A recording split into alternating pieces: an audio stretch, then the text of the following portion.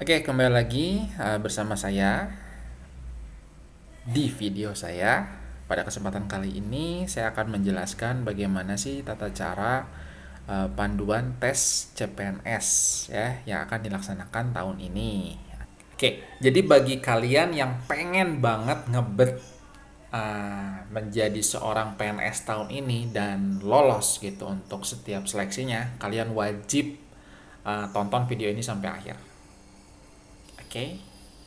Nah, setiap tahunnya, setiap uh, dibuka pendaftaran dan setiap kali tes itu selalu membludak. Jadi kalian itu mempunyai potensi saingan yang cukup banyak. Jadi kalau kalian tidak mempersiapkan dari sekarang, apa saja sih yang harus kalian persiapkan dari mental, materi, maybe apa sih pengetahuan dan wawasan kalian tentang tes CPNS ini, kalian bakal memiliki peluang yang sangat sedikit gitu ya. Jadi di video ini saya akan membuat kalian itu lebih memiliki kompetensi, bukan memiliki kompetensi, memiliki uh, peluang yang cukup besar untuk lolos PNS tahun ini. Amin. Ya. Oke. Di sini saya akan menjelaskan proses tes CPNS itu sendiri ya. Jadi yang pertama di sini adalah lolos administrasi ya. Lolos administrasi dasar, misalkan kalian harus memiliki identitas ya. Terus memiliki sertifikat pendidikan seperti ijazah gitu ya. Kayak gitu. Kalau misalkan bagi yang SMA, sertakan lampiran ijazah SMA-nya. Bagi yang SMK, lampirkan ijazah SMK-nya sesuai dengan kompetensi bidang yang kalian pilih ketika kalian mendaftar di CPNS ya. Oke.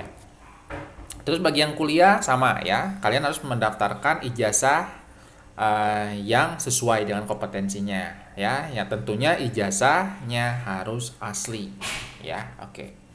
Kalau nggak asli, jangan harap kalian bisa lolos administrasi. Yang kedua, kalian harus memenuhi tes SKD. SKD itu singkatan dari seleksi kompetensi dasar. Ya, seleksi kompetensi dasar ini seperti biasa. Jadi seperti kita ujian, seperti ujian nasional, kayak gitu ya. Jadi ada tes-tes. Nanti saya akan jelaskan di slide selanjutnya mengenai apa saja sih yang masuk ke tes SKD ini. Ya, oke. Nah, yang ketiga adalah wawancara. Ketika kalian sudah tes lolos administrasi, tes SKD, kalian akan diwawancara.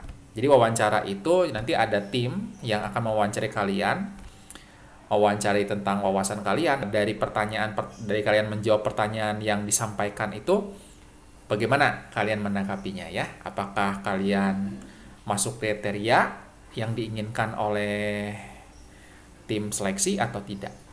Ya, seperti itu. Jadi yang pertama persyaratan pendaftaran dulu ya secara umum. Yang pertama, karena tentunya PNS ini dilaksanakan di negara Indonesia, tentunya kalian harus punya identitas warga negara Indonesia ya. Salah satunya adalah KTP gitu ya, KTP ya. Nah, yang pertama syarat usia itu harus minimal 18 tahun ya, maksimal 35 tahun ya, di mana di sini ada penjelasan. Nah, tidak semua usia itu mensyaratkan maksimalnya 35 tahun karena ada beberapa instansi yang memang ada batasan usia yang wajib akan diterima. Jadi kalian harus baca dulu ya ketentuannya. Memang instansi ini, misalnya instansi A itu misalkan bisa maksimal 35 tahun, tapi instansi B belum tentu ya, tergantung dengan instansi atau dinas yang kalian pilih ya. Kalian harus lebih selektif dulu ya, mana yang bisa kalian lamar atau enggak sesuai dengan batasan usia ya. Yang ketiga berijazah ya, berijazah perguruan tinggi lulusan perguruan tinggi negeri, perguruan tinggi swasta gitu ya, yang memilih jurusan yang memang mengharuskan minimal S1 pendidikannya, S1, D4 atau D3 ya, itu harus ada. Nah, tentunya kampusnya harus terakreditasi nasional, BAN PT ya, minimal B. Kalau C itu nggak bisa masuk. Ya. Yang keempat, sehat jasmani dan rohani, ya, jasmani dan rohani, ya.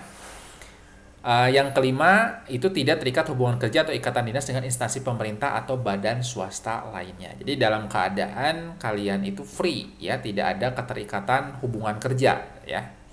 Yang keenam, tidak terlibat secara langsung atau tidak langsung dalam kegiatan organisasi yang bertentangan dengan Pancasila, ya. Contohnya misalkan organisasi teroris, ya, organisasi radikal lainnya yang bisa mengganggu keutuhan NKRI tentunya, ya. Yang ketujuh, tidak pernah tersangkut perkara pidana atau kasus narkoba. Jadi makanya perlu dilampirkan SKCK. Nah, dari SKCK itu kan ketika kalian daftar ke kepolisian untuk mendapatkan SKCK, itu nanti dilihat ya, biodata data kalian apakah pernah terkait kasus sebelumnya. Nah, itu hati-hati ya. Yang kedelapan, tidak pernah diberhentikan dengan hormat tidak atas permintaan sendiri atau tidak dengan hormat sebagai pegawai negeri sipil. Jadi misalkan salah satu dari kalian tuh misalkan pernah menjadi PNS di suatu instansi, terus kalian pernah diberhentikan secara tidak hormat, yang pernah menjadi pegawai negeri sipil yang berhenti itu tidak bisa kembali melamar menjadi PNS, ya. Nah, seluruh pelamar itu ketika melamar itu bisa melampirkan pendaftaran secara online, ya, melampir ke website http ya rscn.bkn.go.id. Nanti saya akan tulis, kalian bisa lihat linknya itu di kolom deskripsi ya. Oke. Nah, setelah mengisi form registrasi melalui website pada poin tersebut, maka pelamar dapat mencetak tanda bukti pendaftaran ya untuk syarat mengikuti selanjutnya ya. Selanjutnya, bagi calon pelamar instansi pemerintah pusat, kementerian atau lembaga atau badan, ya, gitu. Nah, jadi ketika akan melamar itu harus ada tanda bukti pendaftaran dan dokumen lamaran lengkap dikirim ke panitia penerimaan CPNS pada Biro Kepegawaian kantor pusat instansi yang dilamar, ya. Ini biasanya disediakan lewat online biasanya ya, atau haruskan kalian untuk mengirimkan lewat pos. Nah, itu ada perintahnya ya, kayak gitu. Untuk yang 11, pendaftaran secara online dimulai sesuai jadwal yang ditentukan. 12, verifikasi berkas lamaran lengkap di masing-masing instansi dimulai sesuai jadwal yang ditentukan. Yang ke-13, pelamar hanya dapat mendaftar pada satu formasi, dan yang ke-14 adalah lowongan formasi dan kualifikasi pendidikan serta pesan tambahan lainnya dapat dilihat pada panduan pendaftaran masing-masing jalur penerimaan setiap instansi ya. Jadi mohon, ini sangat penting sekali, kalian harus lebih aware ya untuk hal ini. Nah, untuk pelamar khusus, untuk syarat khususnya, yang pertama telah terdaftar sebagai tenaga pencari kerja pada bursa kesempatan kerja kantor dinas tenaga kerja dan transmigrasi. Nah ya, terus yang kedua membuat surat lamaran yang dibuat dengan tulisan tangan sendiri. Nah ini selengkapi daftar riwayat hidup, pendidikan formal informal, terus ada fotokopi surat SKCK. Kalau SKCK wajib ya, fotokopi surat keterangan berbadan sehat terlegalisasi, terus fotokopi ijazah atau STMP terakhir yang disahkan dan dilegalisasi oleh pejabat yang berwenang. Jadi ibaratnya ada legalisir kayak gitu ya. Terus selanjutnya ada transkrip nilai akademik yang dilegalisasi oleh dekan fakultas sama fotokopi kartu tanda penduduk KTP yang masih berlaku. Nah, ini syarat khususnya yang harus dilengkapi ya untuk mendaftar persyaratan CPNS itu sendiri. Oke, untuk panduan pendaftaran ya, proses pendaftarannya seperti ini ya. Yang pertama membuat pendaftaran ya. Jadi ini ketika kalian akan mendaftar secara online ya. Yang pertama klik tautan buat pendaftaran untuk membuat pendaftaran baru. Setelah itu isi formulir registrasi yang muncul. Yang ketiga, pastikan isian data pribadi pada form registrasi sesuai dengan KTP. Ya, pastikan isian formasi dan pendidikan yang dilamar sesuai dengan kualifikasi pendidikan yang dimiliki. Yang kelima, klik tombol kirim pendaftaran untuk memproses pendaftaran dan memperoleh nomor registrasi pendaftaran. Ya. Yang keenam, cetak tanda bukti pendaftaran. Tanda bukti pendaftaran berupa file dalam format PDF yang dapat disimpan di flash disk dan dapat dicetak di tempat lain.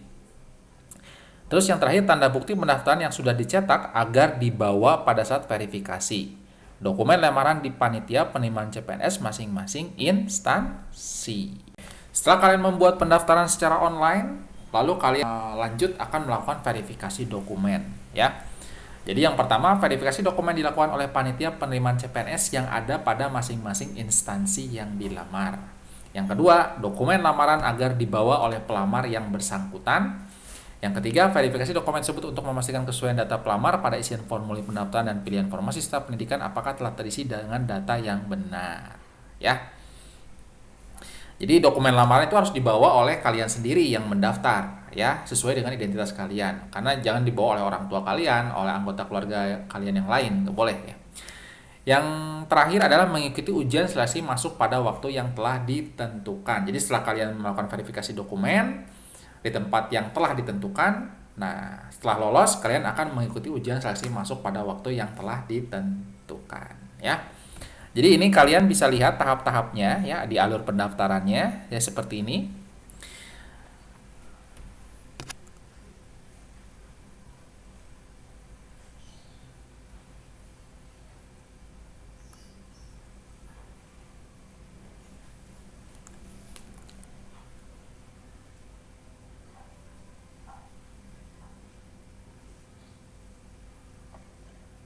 Nah, ini salah satu tampilan ketika kalian membuka registrasi secara online ya.